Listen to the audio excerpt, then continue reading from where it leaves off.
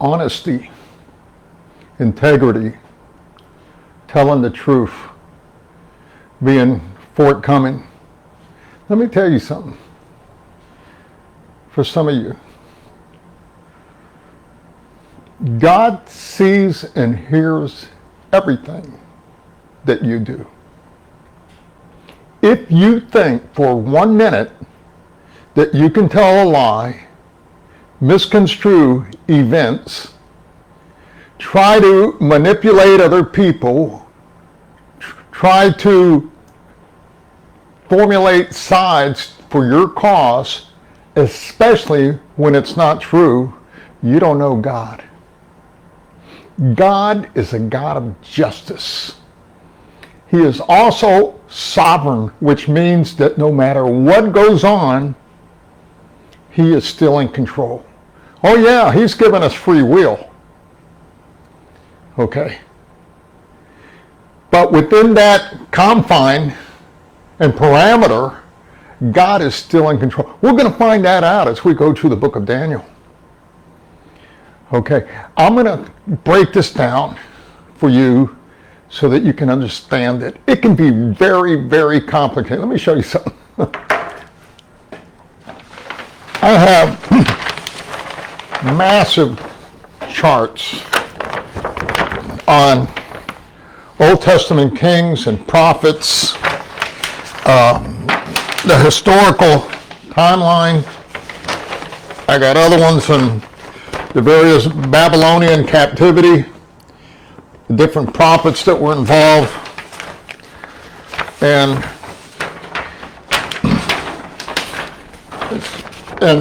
so many more notes and everything that if you don't understand the history surrounding the book of Daniel and the history of what's going on in this country and in this nation and in the world since the beginning of time till the end, what are you doing? What are you thinking about? Okay, I'm going to make this really, really, really simple so that you can understand it. Okay? I don't want you to be confused. I want you to see that God has made it so simple that children can understand it.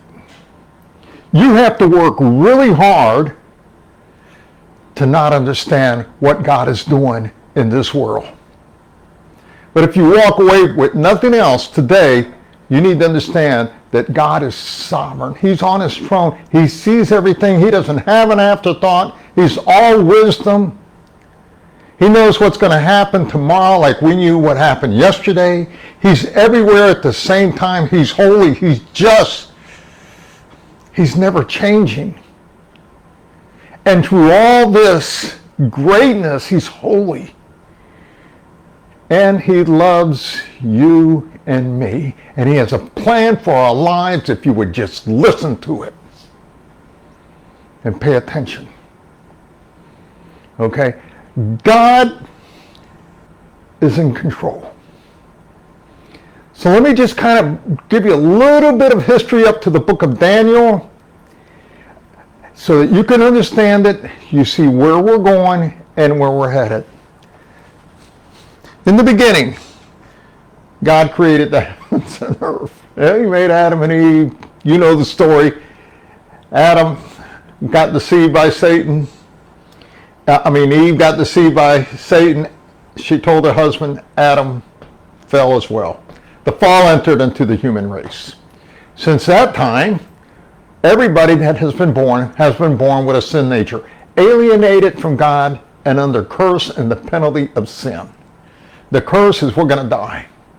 We got that nature. The penalty is we're going to be separated from God forever unless we're reconciled back to Him, and that God made possible by sending His only Son, Jesus Christ, to die on the cross for you and for me. All we have to do is put our faith in that. The minute we do, we become born again. We become restored to God the Father. It is at that point that we are His children, not before.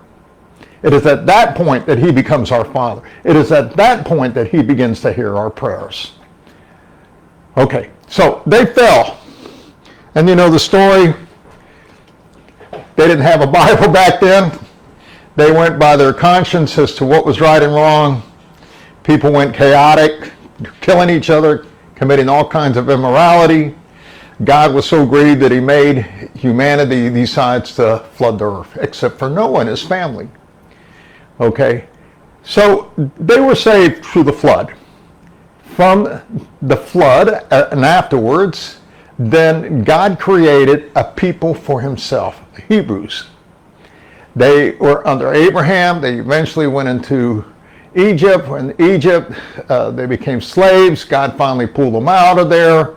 They wandered in the desert because they couldn't get to the promised land because they were in unbelief. They kept going into idolatry no matter what God did for them. Even in front of them, he even fed them every day. They acted in unbelief except for two people, and that was Joshua and Caleb, and they got to go into the promised land. Once they were in the promised land, they were supposed to capture it all. They didn't. They failed again. Anyway, what did the people do? We want a king, we want a king, we want to be like everybody else, huh? Everybody wants to be like everybody else. They want to fit in. Okay? God didn't want them to fit in. He says, I created you as a unique nation for me. I give you special rules, a special dress, special codes, special morality, all these things. I'll give you land, I give you all this. All you have to do is make me your God. It's called a theocracy. Okay? And they had a theocracy. But but the people didn't want it. They wanted a monarchy. God says, okay, I'll give you a king. But you're going to regret it. He's going to put you in bondage. He's going to overtax you. He's going to take away your land. He's going to do all these things to you that I would not do. Now, who would you rather have, a human king or God as your king? Okay? But the temptation to want to fit in and be like everybody. Why do you think all these women get tattoos all over their bodies? Get piercings all over. Men wear certain kind of haircuts and they put their hair in a bun. Okay? They're trends. Okay? They come and go all through history. All kind of trends. I mean, even the Scots used to wear dresses. So all kind of trends come and go. But God remains the same. Okay, so what happened? God gave them Saul as a king. Saul was a donkey of a man. Okay, he was a man after man's heart. And eventually, he disobeyed God. God was sad that he made him king, and God began to look after a man for his heart, and he found David, little shepherd boy. Well, David became king after Saul tried to kill him many times. Eventually, Saul was killed along with his son Jonathan. David became king, and what happened? He did really, really good until one day. He's standing up on his balcony while all his men were out at war. A little leisure time. He's looking down. Who does he see? Bathsheba. Ah, look at this good-looking woman. So he inquires about her and finds out that she is the wife of one of his most devoted and faithful soldiers. He doesn't care. He takes her anyway, commits adultery with her, sends her home. Okay, very selfish act. Then what happened? She tells him that she's pregnant. So David tries to get Uriah, to her husband, to sleep with her. He can't do it. Eventually he commits murder. He sends Uriah to the front of the line where the general told the other soldiers to withdraw, leave him there, and Uriah is killed, thinking that, okay, now I can take Bathsheba as my wife. Everybody will think it was Uriah. Hey, man, people aren't stupid. They knew what really happened. The word was around. The only one that didn't seem to know that everybody knew was David. Okay, the servants knew. The people talk. You know, that's what I say. You say something that's not true. You accuse somebody of something that they didn't do. You live with that for a long time. God is never going to bless you. Okay, you know who you are. Okay, one of these days, he's going to reap it back because there's sin in the camp. You cannot have revival. You cannot walk in the Spirit so long as you have unconfessed sin in your life. And if you've done your brother or sister wrong, you better go make it right before you die. Well, David wasn't going to do that. So God sends Nathan the prophet to tell him this story about this rich man that had anything he wanted except a little a lamb that belonged to this poor little farmer. But that rich man wanted even that little lamb that belonged to that poor little farmer. And he took him. And Nathan the prophet told the king that story, told that to David. David says, that person needs to die. And then Nathan the prophet turned to David and says, you're the man. You took that little lamb that belonged to that person. Let me tell you guys, you take somebody else's wife, you get involved in somebody else's family, you do that, I don't care if they're still alive, you have committed adultery and you have committed treason against God. And you have divided his family and not made reconciliation possible. That's what David did. He had to get it right, so he confesses his sin. You read Psalm 51. Man, goodness, if you've ever sinned, go read that psalm. It just breaks your heart. And what does he do? I'm guilty, Lord. And God says to David, listen, you're a leader. Everybody knows what you did. I can't let you go scot-free, but a lot of people are going to die. You have an option. And David was never the same again after that. Okay, so what happens? David eventually dies, and he has another child by Bathsheba. Well, it's the most amazing thing that happened. This is Uriah's wife. And he has a son called Solomon. Solomon was the wisest man that ever lived, the Bible says. He had 2,000 wives. I guess that's kind of wise, isn't it? You know, I thought about that for a long time. I said, Solomon, you're wise. Most guys can't handle one woman. You handled 2,000? What happened? After Solomon, the kingdom was divided. Israel was never, the 12 tribes were never together again. 10 tribes went north, okay, under Jeroboam first, and 2 tribes went south. They argued over, of all things, money, and they divided. When the 10 tribes went north, they had 19 kings. All of them, according to God, were evil. They eventually were carried away into captivity in 722. And they have become lost in history. Okay, in fact, Joseph Smith, the head of the Mormons, he says, well, one of those tribes that were lost came to America, and that's where we got Mormon religion. What a bunch of nonsense. Okay, I mean, people don't know history. They're going to follow and they fall into all this stuff because they don't understand. I don't want that to happen to you. You need to understand the trend. You got to get in the emotion of it, what was going on. What was going on with David? What was going on with Solomon? What were they thinking? What was God thinking? Okay. Meanwhile, he's sending all these prophets, both major and minor, to Israel, Judah, to try to get them to repent, to see him still as the king. What do you think they do? So what happens? You go from a theocracy to a monarchy to a divided kingdom. A northern kingdom with 10 tribes. They end up having 19 evil kingdoms. They go into Syrian captivity and they're lost. Then you have the southern kingdom, which is Judah and Benjamin. They have 20 kings. Only 8 of them were good. Okay? And the last kingdom, you had Zedekiah as a king. He was kind of like a prophet, a puppet king that Nebuchadnezzar put in charge. And this is now when Daniel comes on the scene. Okay? In the book of Daniel, Nebuchadnezzar had gone and besieged Jerusalem. And he had 3 different deportations where he took people from Jerusalem into Babylon. Well, in one of those deportations, Daniel and his 3 friends were taken. So you need to understand what's happening here. They're part of the southern kingdom, part of Judah and Benjamin. They are taken into captivity.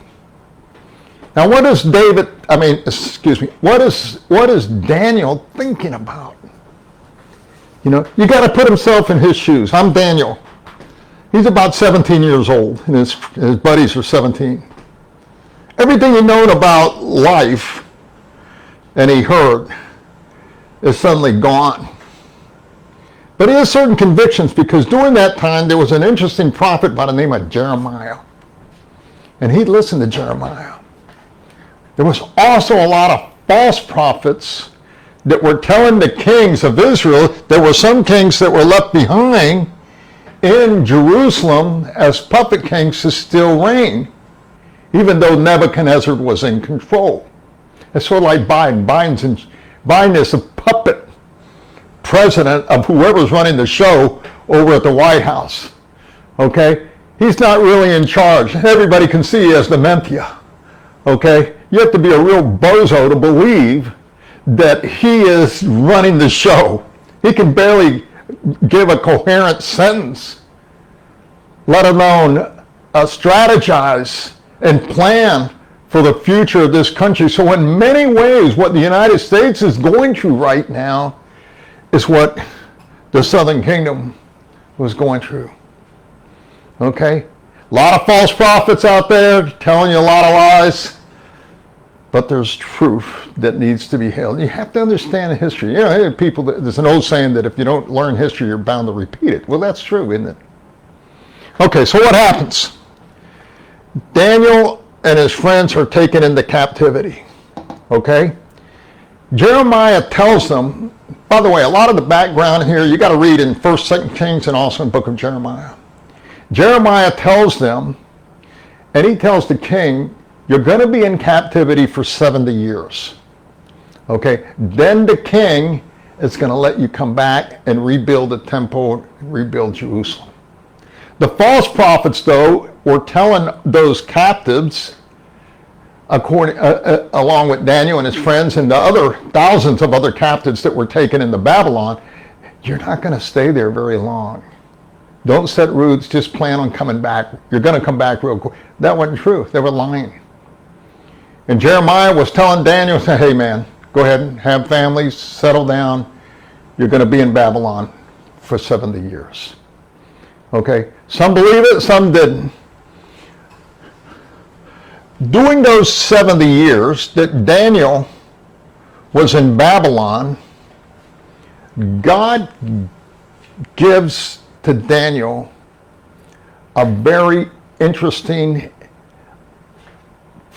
prophecy for encouragement. Because they're in captivity. Obviously in their mind, what's going to happen to this country? What happened to the Davidic covenant that you made with David? What about the promising Messiah that you promised? All the other prophecies that you have given us. Daniel's thinking about all this while he's in captivity. So God gives the king, Nebuchadnezzar, dreams, and Daniel is brought forward to interpret the dreams. And he is shown that with Nebuchadnezzar is the beginning of what's called the times of the Gentiles. And at the times of the Gentiles, you're going to have the Babylonians, the Medo-Persians, the Greeks, Rome, and finally the revived Roman Empire that's going to rule the earth. And that's where we're at right now. Okay, what happened to the southern kingdom? They eventually went back to Jerusalem. They rebuilt the temple. But you know, after Zedekiah, they were never a sovereign nation again until 1948. Over 2,000 years, they were dispersed and all over the world. Okay? As I was talking to a Jewish guy the other day, he says, hey man, how did God allow the Holocaust? I said, God didn't allow it. You shouldn't have even been there. You should have been in Jerusalem or in the Promised Land. He tried to prevent it. But it took that event for you all to come back home and develop a nation again, which has to happen before the second coming. Okay, so meanwhile, they're scattered. What does God do? He establishes a church in 33 AD. Okay, during the times of the Gentiles, right here is when the church is established, where there is neither Jew nor Gentile. We live in a time of grace. The Davidic covenant, though, it still needs to be fulfilled. And that's the importance of the rapture and the second coming, tribulation, and the millennial reign. God has a plan. He knows what he's doing. He's not only working on behalf of Israel, he's working on behalf of all of us. We're here in America, and some of you overseas watching this, you're in various governments, and different things are going on. God is still in control.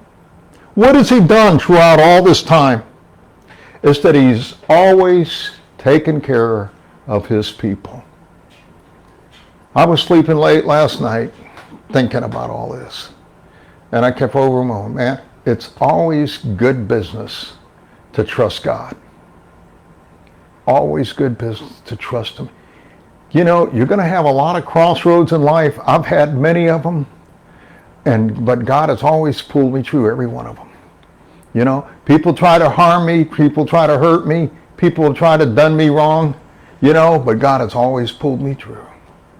You know, here I'm 70 some years old, and here I'm still proclaiming the goodness of God, the sovereignty of God, the love of God. You know, many of my accusers and many of my enemies are dead or in a really bad place. You know, either they're not bad in a physical place or in a really bad place spiritually. Okay? There's a lot of freedom, and Jesus says, I come to set you free and free indeed. When you put your trust in him, not in man. Okay? So, all through the book of Daniel, what you're going to see is the unseen hand of God on behalf of his remnant, his people. He's going to take care of them.